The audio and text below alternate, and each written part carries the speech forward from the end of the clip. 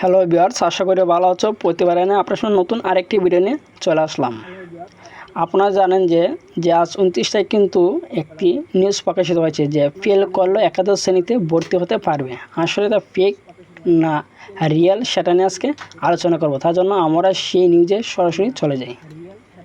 যার পর দেখতে পাচ্ছেন যে হেডলাইনে লেখা আছে যে এসএসসিতে ফেল করলেও সমস্যা নেই, ভর্তি হওয়া যাবে কলেজে। ঠিক আছে, ওই যে হেডলাইনটা দেখে কিন্তু অনেকেই কিন্তু একটা বিভ্রান্তি মধ্যে পড়ে গেছে।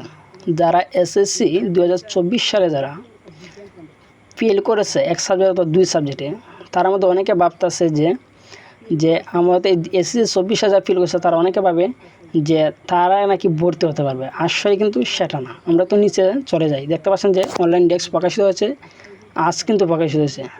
হ্যাঁ, 29শে মে 2024 আজ কিন্তু সেটা প্রকাশিত হয়েছে। সেটা কিন্তু অনেকে বিভ্রান্তি। তার জন্য দেখতে পাচ্ছেন যে এসএসসিতে দুই বিষয়ে ফেল করেও ভর্তি হওয়া যাবে কলেজে। এটা কার জন্য? 2024-এর জন্য না 25-এর জন্য? কার জন্য? কিন্তু দেখেন, নতুন শিক্ষাক্রমে এসএসসি পরীক্ষা শুরু হবে আগামী 26 সাল থেকে। ঠিক আছে, আর 2027 সাল থেকে শুরু হবে একাদশ শ্রেণীতে। 2026 সালে যারা এসএসসি পাস করবে তারা নতুন পদ্ধতিতে একাদশ শ্রেণীতে ভর্তি হবে। যদি কোনো শিক্ষার্থী এক বা দুই বিষয়ে অনুত্তীর্ণ হয় অথবা ফেল করে, সে চাইলে একাদশ শ্রেণীতে ভর্তি হতে পারবে। একবার নয়, সে দুইবার পরীক্ষা দেওয়ার সুযোগ পাবে। ঠিক আছে, আপনাকে বুঝিয়ে বলি, 2024 সালে যারা এসএসসি এক সাবজেক্ট ও দুই সাবজেক্ট ফেল করছে তাদের জন্য এই নিউজটা না। ঠিক আছে, তারা কিন্তু এটা নিয়ে কিন্তু অনেকটা বিভ্রান্তির মধ্যে আছে।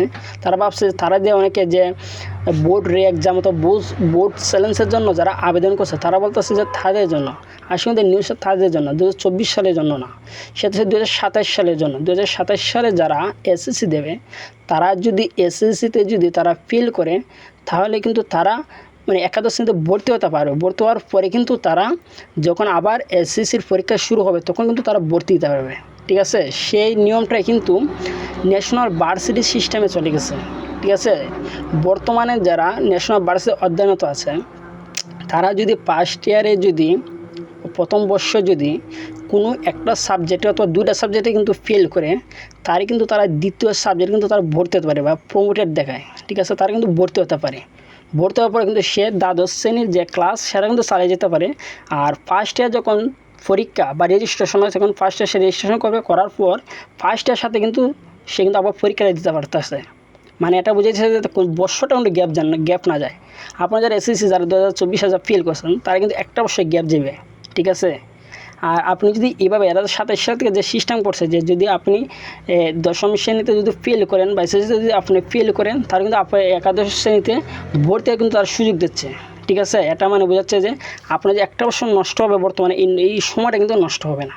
ঠিক আছে, আশা করি বুঝতে পারছেন। তারপরে যদি আপনারা এটা নিয়ে কিন্তু কোনো বিভ্রান্তি সৃষ্টি হবে না আর। ঠিক আছে, তারপর যদি আপনারা না বুঝেন তাহলে কমেন্ট বক্সে অবশ্যই জানাবেন। ঠিক আছে, এটা নিয়ে কোনো টেনশন করার দরকার নাই। এটা 2027 সাল থেকে শুরু হবে, এখন থেকে না। ঠিক আছে, আবারও বলি, 2024 সালে যারা করছে তাদের জন্য 2027 সাল থেকে শুরু হবে একটা নতুন কারিকুলাম। ঠিক আছে, নতুন একটা কারিকুলাম। ঠিক আছে, আজকে এই পর্যন্তই। যদি ভিডিওটি ভালো লাগে থাকে অবশ্যই একটা লাইক করবেন। আর আপনি যদি আমার চ্যানেল নতুন হয়ে থাকেন তো অবশ্যই চ্যানেলটি সাবস্ক্রাইব করে পাশে থাকবেন। ধন্যবাদ, দেখা হবে অন্য কোনো ভিডিওতে।